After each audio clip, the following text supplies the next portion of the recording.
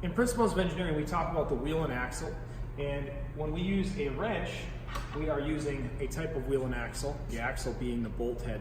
This is a 1/2-inch wrench, which will fit onto the cylinder head bolts of this lawnmower. So if we zoom in close here, we talked about wrenches are actually engineered to be a certain length so that the average person can only put so much of a force on the wrench that they wouldn't be able to twist off the bolt head. In this situation, these bolts are really critical that they are torqued to the correct foot-pounds or pressure, because they have a gasket underneath this. This is the cylinder head, and it torques that gasket evenly and maintains a seal so we can have compression inside the combustion chamber. Okay, that's the long version of why can't we just use the wrench?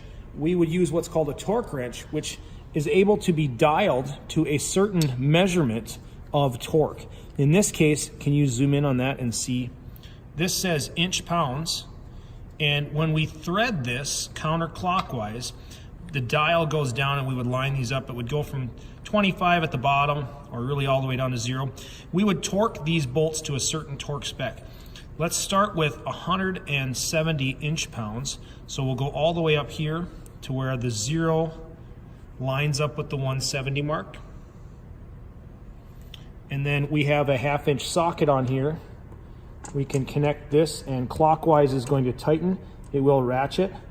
And right now I'm tightening, and then we'll hear a click, and that tells us this wrench, that the head will oscillate to the side a little bit and tell us that that bolt is now torqued to 170 inch-pounds.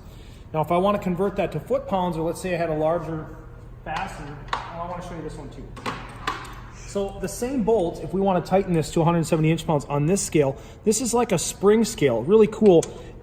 Engineers have figured out, well, if we make this rod a certain thickness, material thickness, when we put a force on it out here, on this wheel and axle, the rod will bend, and this indicator will show us how many inch-pounds we're putting on it. So inch-pounds on the right-hand side, we're going right at that 170 mark, and I can feel the bolt moving slightly right now.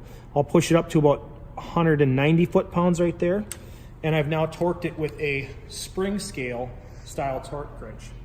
These are in inch-pounds, the last one's in foot-pounds. Foot-pounds obviously bigger, 12 times greater. We just divide or multiply by 12. This is a foot-pound torque wrench, 1/2-inch drive, very large. We'd use this for torquing like lug nuts on a vehicle or large fasteners. So the only thing I wanted to show you here, same dial that we would ratchet up and down. And if you can see those numbers, we have foot-pounds on the left-hand side. We got 40, 60, 80, 110, all the way up to 140 foot-pounds.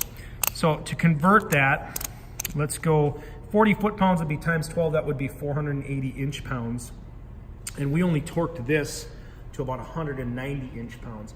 If we use this wrench with the correct socket, we would probably twist the bolt head off, or we would at least have that ability. So certainly we have to size the wrench for the application.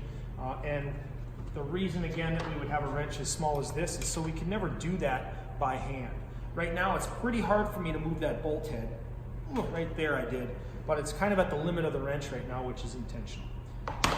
Scene.